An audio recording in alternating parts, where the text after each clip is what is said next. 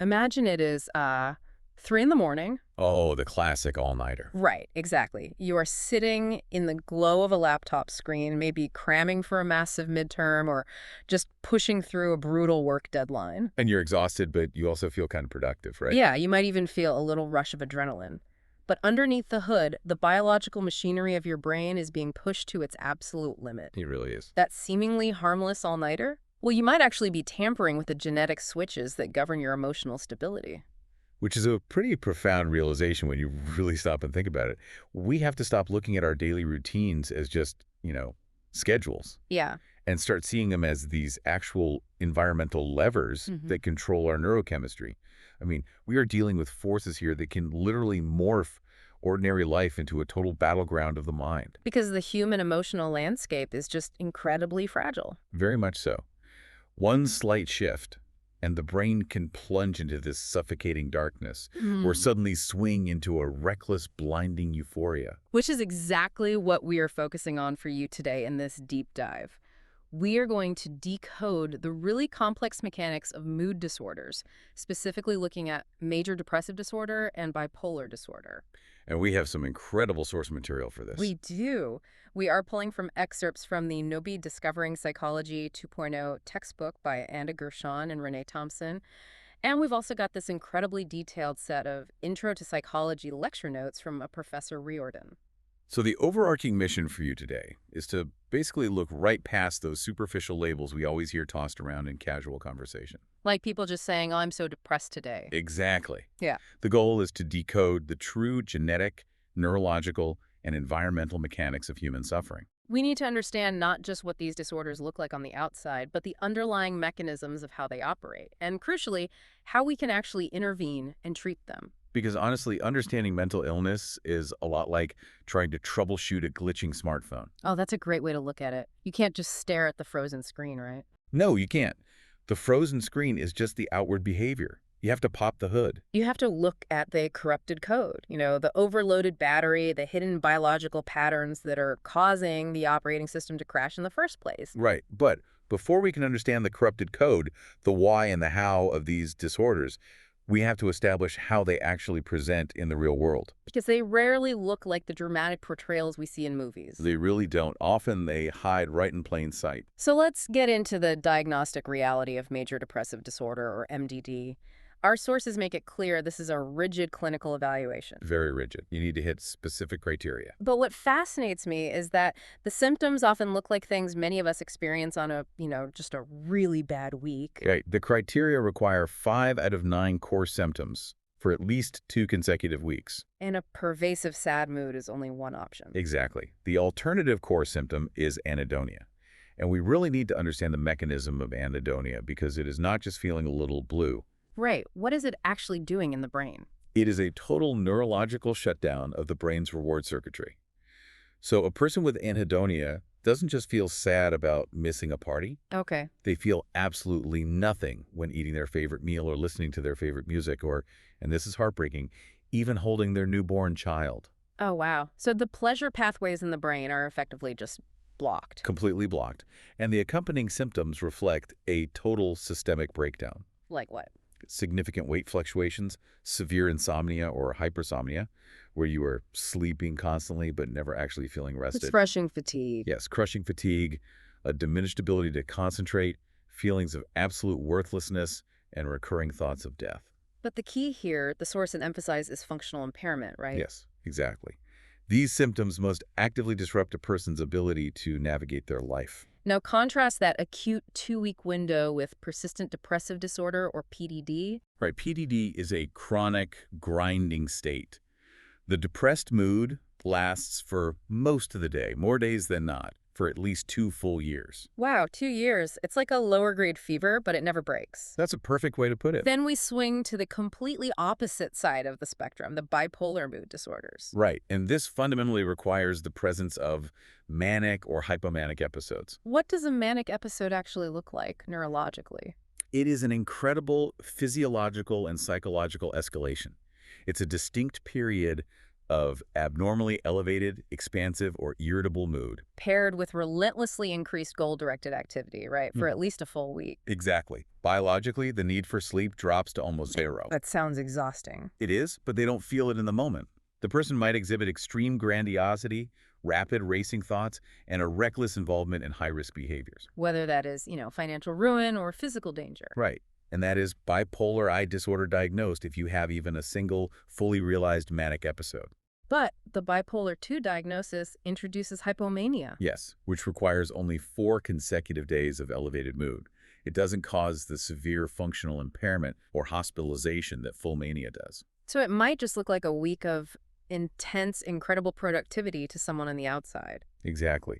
And then we have cyclothenic disorder, which the text describes as a chronic, fluctuating mood disturbance lasting for at least 2 years. It features numerous periods of hypomanic and depressive symptoms, but they remain sub-threshold, right? Correct. They never quite hit the rigid criteria for the major episodes. Okay, let's unpack this. Because this blurry line between normal life and clinical pathology is where I get caught up. It's a tricky line. Our sources note that psychological distress often masks itself through physical or somatic complaints. Yeah, that happens constantly. So think about a non-traditional adult learner. They're working a demanding full-time job, raising a kid, and taking college classes at night. Just burning the candle at both ends. Exactly. They go to a doctor complaining of severe sleep disruption, profound fatigue, and zero concentration. And they might just assume it's standard work burnout. Right. They don't report overt feelings of sadness. If clinical depression can look indistinguishable from standard heavy-duty burnout, how on earth can a medical professional accurately decode what is actually happening? Well, the mechanism of diagnosis relies heavily on looking at the cluster, not just the isolated complaint. The cluster. Yeah. Burnout usually improves with rest. A severe mood disorder does not. A clinician has to look for severe psychomotor changes. Which means what, exactly? It means the central nervous system is either artificially agitated, causing the person to pace constantly, or it is severely suppressed, making their physical movements and speech noticeably sluggish. Okay, so it is the clustering of these physical symptoms with that profound anhedonia we discussed earlier. Exactly. There is a vital quote in the Noba text from the pioneering psychologist Aaron T. Beck. What does he say?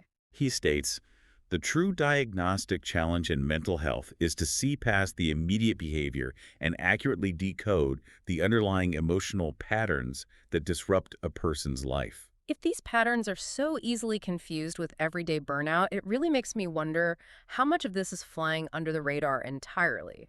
A lot of it, unfortunately. When we look at the epidemiological data, who is actually taking the brunt of this? The sheer volume is staggering, honestly.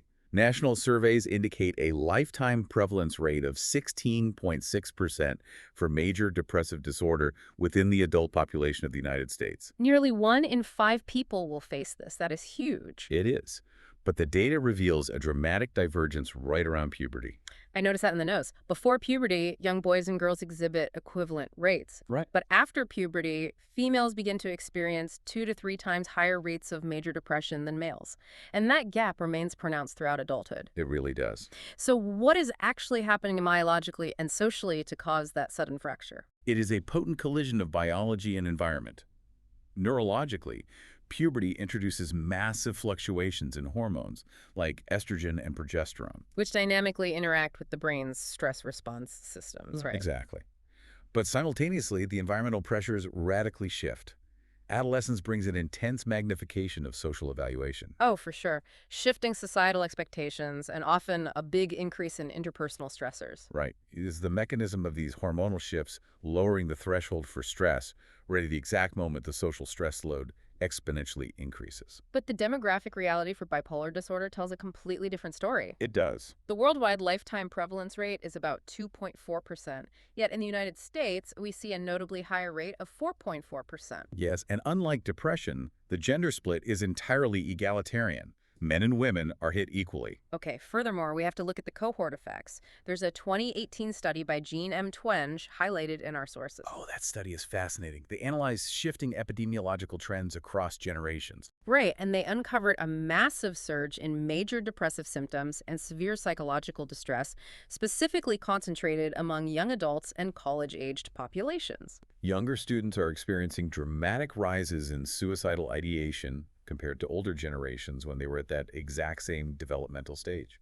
And non-traditional learners in particular face these compounding economic and cultural stressors, balancing jobs and families. Yet they are significantly underrepresented in campus mental health clinics. And this systemic failure is glaringly obvious in the racial and ethnic data as well, based on the reports. We see this clearly when analyzing the data across different communities. European Americans, African Americans, and Hispanic Americans exhibit relatively similar lifetime prevalence rates for bipolar disorder. So the biological incidence is basically uniform. Exactly. However, Hispanic and African American individuals face a significantly higher likelihood of remaining persistently ill. And the sources state the mechanism here isn't genetic, it is entirely systemic. Right. These communities face profound disparities. Specifically, systematic underdiagnosis, misdiagnosis, and a sheer lack of access to specialty psychiatric care. Here's where it gets really interesting. You hear these statistics, and the instinct is to think of mental illness like a leaky roof that just happens to drip on certain people. Right, like it's just bad luck. But that metaphor doesn't capture the mechanism. It is much more like a suspension bridge under a massive structural load. I like that analogy. The genetic vulnerability is a microfracture in one of the steel cables.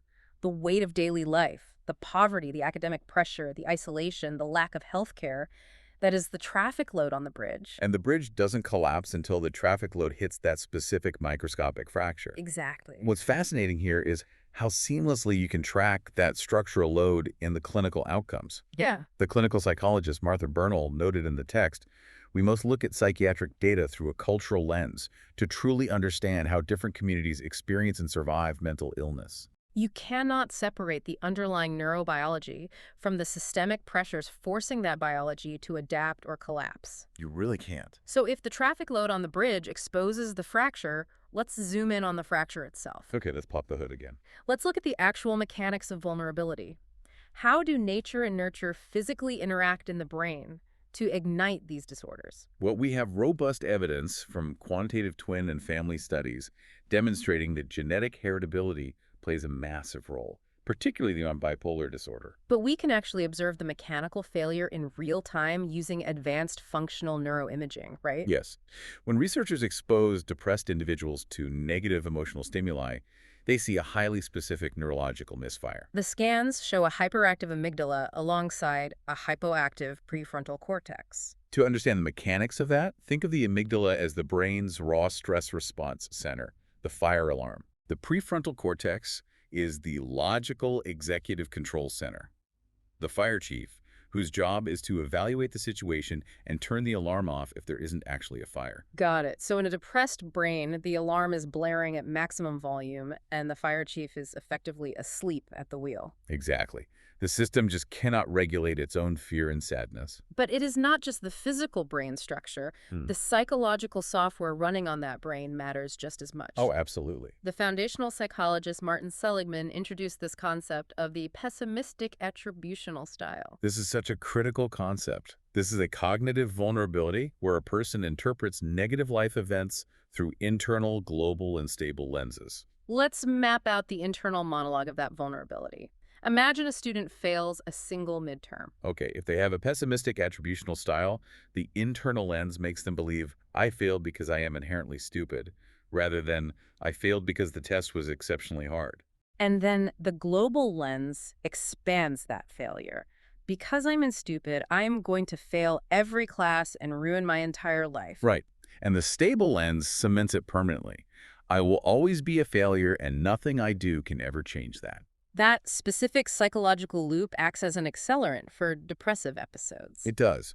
And when we look at bipolar populations, our sources highlight a totally different kind of environmental accelerant called the social Zeitgeber theory. Zeitgeber meaning time giver in German. Right. The mechanism here relies on the disruption of your biological circadian rhythms. So things that destabilize your regular daily routines, like taking a red-eye flight or working constantly shifting hours, they physically destabilize the neurochemical balance in your brain. Exactly, and that can rapidly trigger a manic or depressive relapse. We also see how substance use plays into this mechanism. The sources detail a longitudinal study by Jordan Bechtold examining marijuana use in college students. While the direct causal link between marijuana and depression is a pretty complex web, the study found a fascinating mechanical link. Which is that Marijuana use frequently destroys sleep architecture. Yes. The substance acts as a profound environmental catalyst, a social Zeitgeber disruption that fragments the restorative phases of sleep. Professor Riordon's lecture notes are incredibly explicit on this point. Getting less than 6 hours of sleep is categorized as a direct precursor to major depression risk. It is a massive risk factor. So I have to push back here. Okay. Wait, are you telling me that my bad habit of pulling all-nighters to finish a project or just shifting my sleep schedule for a weekend trip could literally flip a genetic switch? As crazy as it sounds, yes. Is a social Zeitgeber basically just a highly scientific phrase for needing a strict bedtime? It sounds reductive, I know, but Yeah. essentially, yes. The modern world treats sleep as a luxury, but neurobiologically, your circadian clock is the foundational rhythm of your emotional stability. Wow. When you force a brain with an underlying genetic vulnerability to operate on fragmented sleep, you are removing the structural supports from that suspension bridge we talked about. That is terrifying. But we must remember the interaction between the physical and the psychological. As Martin Seligman points out in his research, it is not the environmental burden itself, but the way a person interprets and internalizes life stress that shapes their vulnerability to psychological collapse. It is the perfect storm. The lack of sleep lowers the biological defenses, the genetic predisposition provides the structural weakness, and the harsh self-criticism applies the final catastrophic weight. Perfectly said. So if a simple lack of sleep or a negative thought loop can trigger this profound biological vulnerability, how do we intervene? Right, how do we fix it? Yeah, how do we break the loop and patch the corrupted code? Well, the clinical intervention requires incredible precision because the underlying mechanisms of unipolar depression and bipolar disorder are vastly different. For major depressive disorder, modern pharmacotherapy relies heavily on medications like SSRIs, selective serotonin reuptake inhibitors, and SNRIs. Let's explain how those actually work in the brain. The text mentions they block neurotransmitter reabsorption, which increases chemical availability in the synaptic cleft. Okay, think of the brain's neurons like two people trying to pass a vital message across a small gap. That gap is the synaptic cleft. Right. In a depressed brain, the person sending the message snatches it back too quickly before the receiver can grab it. And the message, which is the serotonin regulating your mood, is just lost. Exactly. SSRIs physically block the sender from snatching the message back, ensuring the serotonin stays in the gap long enough to be received and processed. Which, as the Noba text notes, presents a vastly safer clinical profile than the older generations of medications like MAOIs or tricyclic antidepressants. Oh, absolutely. Those older drugs carried severe cardiotoxic risks and were highly lethal if a patient overdosed. And for severe treatment-resistant depression today, medicine utilizes biological interventions like ECT, electroconvulsive therapy, which intentionally induces a mild seizure to essentially reboot the brain's chemistry. Or they use TMS, transcranial magnetic stimulation, applying pulsating magnetic fields to stimulate those specific underactive areas of the brain, like the prefrontal cortex we mentioned earlier. But here is the critical pivot for bipolar disorder. The primary treatment for bipolar mandates mood-stabilizing medications, prominently lithium. Right, and lithium operates by regulating both the excitatory and inhibitory neurotransmitter systems. It essentially builds a chemical floor and ceiling to prevent those extreme cyclic swings. And this brings us to a genuinely terrifying reality detailed in our sources. The diagnostic errors. Yes, the textbook explicitly warns against diagnostic errors. If a clinician evaluates a patient, misses the subtle history of hypomania, diagnoses them with standard unipolar depression, and prescribes them those standard SSRI antidepressants, They can inadvertently induce a catastrophic manic crisis. it is a profound clinical danger. By introducing an SSRI, you are flooding an already volatile neurological system with activating neurotransmitters without having a mood stabilizer in place to act as the ceiling. So the medication forcefully pushes the bipolar brain out of depression and straight into severe mania. Accurately decoding the diagnostic pattern from day one is literally a matter of life and death. So what does this all mean? Giving standard antidepressants to someone with underlying bipolar vulnerabilities is the neurochemical equivalent of throwing gasoline on a fire because you genuinely thought the bucket was filled with water. That captures the mechanical danger perfectly. And it is exactly why relying purely on biological treatments is rarely sufficient. Right, because the corrupted code isn't just chemical, it's behavioral. Exactly. Structured psychosocial therapies have incredible empirical support for modifying these conditions. Like cognitive behavioral therapy, or CBT, which targets the psychological software. It teaches patients to actively identify and dismantle those pessimistic attributional styles, recognizing that thoughts, emotions, and behaviors exist in an interconnected loop. If you can change the thought, you can alter the emotion. Precisely. And for bipolar disorder, the sources outline a highly specialized therapy called interpersonal and social rhythm therapy, or IPSRT. Which makes perfect sense based on the social Zeitgeber theory. It really does. This therapy focuses almost exclusively on stabilizing daily routines, rigorously protecting sleep architecture, and managing social stimulation so the patient doesn't accidentally trigger the biological domino effect of an episode. The long-term efficacy of these behavioral interventions is just striking.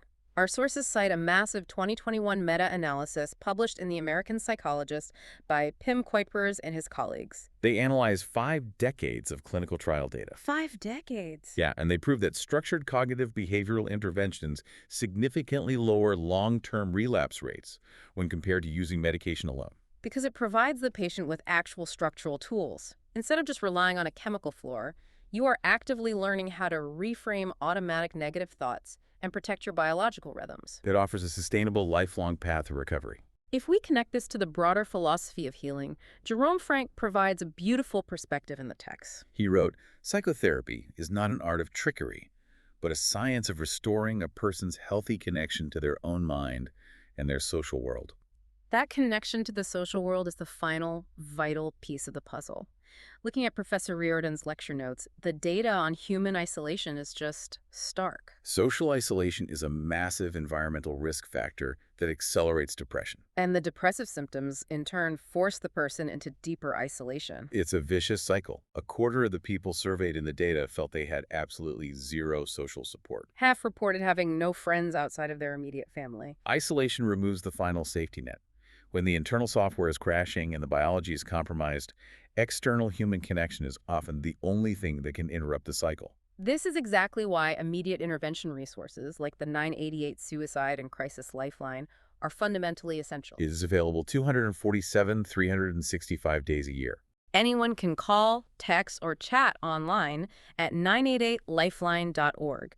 It provides completely confidential, judgment-free care. Breaking that isolation by connecting with a trained voice can quite literally halt the mechanism of a crisis. 988 is an absolutely vital tool. So for you listening, let's synthesize the dense territory we've navigated today. We've covered a lot. We really have. We've explored the diagnostic illusion, how life-threatening mood disorders often camouflage themselves behind the physical exhaustion of everyday burnout. We've analyzed the shifting demographic realities, seeing how young adults and minority communities bear a massive, compounding structural load. We unpacked the mechanics of vulnerability, mapping how a hyperactive amygdala and a lack of sleep can flip genetic switches. And we highlighted the life-saving importance of precise, customized treatments to ensure we aren't, throwing gasoline on a fire.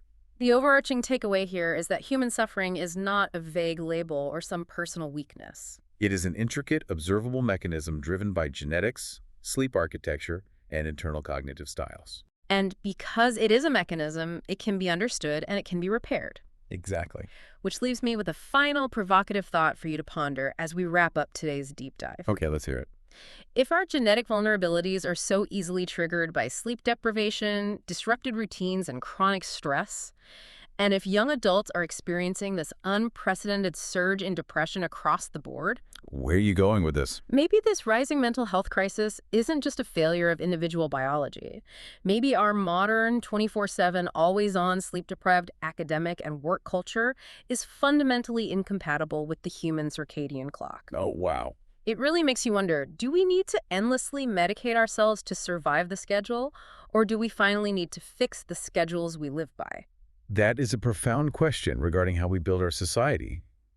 Perhaps the ultimate glitch isn't in the smartphone's hardware. Perhaps it is the unrelenting demands of the operating system we are forcing it to run on.